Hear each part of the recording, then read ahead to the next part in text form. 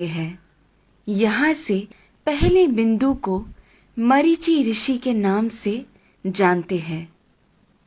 उसके बाद में जो बिंदु है वो कहलाते हैं ऋषि वशिष्ठा। ऋषि वशिष्ठा की बाईं ओर आपको एक छोटा बिंदु नजर आएगा। ये बिंदु ही है अरुंधति। ऋषि वशिष्ठा के बाद आते हैं ऋषि अंगीरसा। फिर आते हैं ऋषि अत्रि। फिर दाईं ओर की तरफ मुड़ते हुए जो बिंदु आता है वो है ऋषि पुलस्त्य। उसके बाद आते हैं ऋषि पुलह और फिर ऋषि क्रतु। ऋषि पुलह और क्रतु के अंतर को 5 गुना मिलाकर नीचे की तरफ आएंगे तो वहां बसे हैं ध्रुव नक्षत्र। सदा उत्तर में रहने की वजह से उसे ध्रुव नक्षत्र कहा जाता है। इंग्लिश में हम इसे नॉर्थ स्टार के नाम से जानते हैं। बाल्यावस्था के ध्रुव नक्षत्र अगर उत्तर में बसे हैं तो वृद्धावस्था के अगस्त्य नक्षत्र दक्षिण में बसे हैं। अगस्त्य और ध्रुव नक्षत्र हमेशा उसी स्थान पर ही पाए जाते हैं। इन दोनों के बीच में मौजूद आकाश गंगा सतत घूमती रहती है। इस कारण से हमारी धरती अक्ष के ऊपर घूमकर घूमती रहती है। ये सच है कि सारा जगत भगवान के इर्द गिर्द घूमता रहता है, लेकिन वो हमें कभी नजर नहीं आ सकता।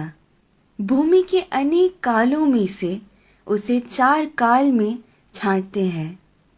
ऊपर नजर आ रहा पीठ के बल सोया हुआ प्रश्न चिन्ह के आकार में बना हुआ सप्त ऋषि मंडल हमें वसंत ऋतु में ठीक ऐसे ही नजर आता है।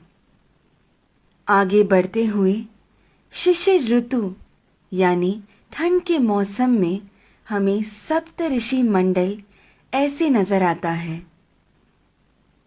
फिर शरद ऋतु में जब सारे पत्ते झड़ने लगते हैं तब सप्त ऋषि मंडल हमें ऐसे पीठ के बल सोया हुआ प्रश्न चिन्ह के आकार में नजर आता है।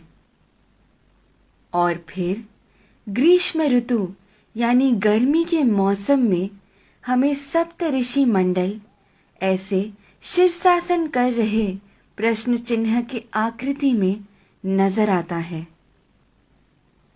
चाहे जो भी हो, जब हम ये सारे प्रश्न चिन्हों को एक साथ में देखते हैं, हमारे सामने एक विशेष आकृति हमें बनता हुआ नजर आता है।